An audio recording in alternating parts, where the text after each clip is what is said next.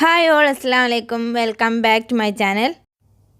ഇന്ന് നമ്മൾ വന്നിരിക്കുന്നത് ചൂടത്തും നോമ്പിനൊക്കെ കഴിക്കാൻ പറ്റുന്ന വാട്ടർമെലൺ വെച്ചുകൊണ്ടുള്ള കിഡിലൻ 2 ഡ്രിങ്കിൻ്റെ റെസിപ്പി ആയിട്ടാണ്. അപ്പോൾ അതിന് വേണ്ടിയിട്ട് ഞാൻ ഇവിടെ ഇതുപോലെ ഒരു പീസ് വത്തക്ക എടുത്ത് വെച്ചിട്ടുണ്ട് കേട്ടോ. അത് നമുക്ക് നല്ല ചെറിയ പീസാക്കിയിട്ട് നല്ല പോലെ കട്ട് ചെയ്തെടുക്കാം. നല്ല ചെറുതായിട്ട് തന്നെ കട്ട് ചെയ്യാൻ വേണ്ടി ശ്രമിക്കുക കേട്ടോ. അതിന് ശേഷം ഒരു മിക്സിയുടെ ജാറിലേക്ക് 1 ടേബിൾ സ്പൂൺ അളവിൽ പഞ്ചസാര ചേർത്ത് കൊടുക്കുന്നുണ്ട്. അതിലേക്ക് ഞാൻ ഇവിടെ ഒരു ഏലക്കായും കൂടി ചേർത്ത് കൊടുത്തിട്ട് നല്ലപോലെ ഒന്ന് പൊടിച്ചെടുക്കുന്നുണ്ട് കേട്ടോ. ഈ ഒരു മിക്സ് നമുക്ക് ഇതുപോലെ ഒരു ഗ്ലാസ് പാലിലേക്ക് ചേർത്ത് കൊടുക്കാം. ഞാൻ ഇവിടെ ഓരോ ഗ്ലാസ് മാത്രമാണ് കേട്ടോ ചെയ്തെടുക്കുന്നത്. അതുകൊണ്ട് തന്നെ ഒരു ഗ്ലാസ് പാലിലേക്ക് ഇതിൻ്റെ മധുരത്തിന് ആവശ്യമായിട്ടുള്ള പഞ്ചസാര, നല്ല തണുത്തിട്ടുള്ള പാലാണ് കേട്ടോ എടുത്തിട്ടുള്ളത്, ചേർത്ത് കൊടുത്തിട്ട് ഇതുപോലെ നല്ല പോലെ ഒന്ന് മിക്സ് ചെയ്ത് കൊടുക്കാം. ഇനി നമ്മൾ സെർവ് ചെയ്യുന്ന ഗ്ലാസ്സിലേക്ക് നമ്മൾ റെഡിയാക്കി വെച്ചിട്ടുള്ള വാട്ടർമെലൻ്റെ പീസ് ഒന്ന് ഫുള്ളായിട്ട് തന്നെ ചേർത്ത് കൊടുക്കുക. അതിലേക്ക് നമ്മൾ റെഡിയാക്കി വെച്ചിട്ടുള്ള പാലും കൂടി ഒഴിച്ച് കൊടുക്കുക കേട്ടോ. ഇത് രണ്ടും നല്ല തണുത്തിരിക്കുന്നതായിരിക്കും നല്ല ടേസ്റ്റ് ഉണ്ടാവുക.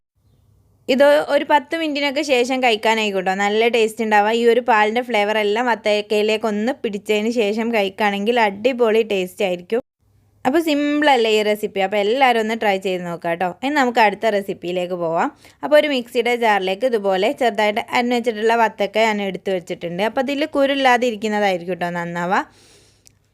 അതിലേക്ക് ഞാൻ മധുരത്തിന് ആവശ്യമായിട്ടുള്ള പഞ്ചസാര ചേർത്ത് കൊടുക്കാം. നിങ്ങൾ ഒരു മധുരത്തിനനുസരിച്ച് ചേർത്ത് കൊടുക്കാം കേട്ടോ. ഞാൻ ഇവിടെ കുറഞ്ഞ അളവിലാണ് പഞ്ചസാര ചേർത്തിട്ടുള്ളത്. പിന്നെ ഒരു 1/2 ടീസ്പൂൺ അളവിൽ വാനില എസൻസും കൂടി ചേർത്ത് കൊടുക്കുന്നുണ്ട് കേട്ടോ. ഓവർ എസൻസ് ചേർക്കാതിരിക്കുന്ന കേട്ടോ നല്ലത്.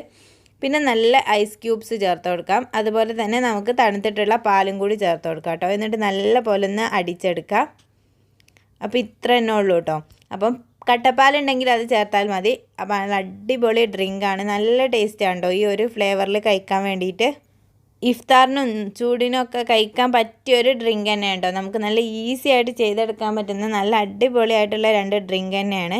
അപ്പോൾ എല്ലാവരും ഒന്ന് ട്രൈ ചെയ്ത് നോക്കിയതിന് ശേഷം കമൻറ്റ് ബോക്സിൽ റിവ്യൂ അറിയിക്കേണ്ട കാര്യം മറക്കല്ലേ.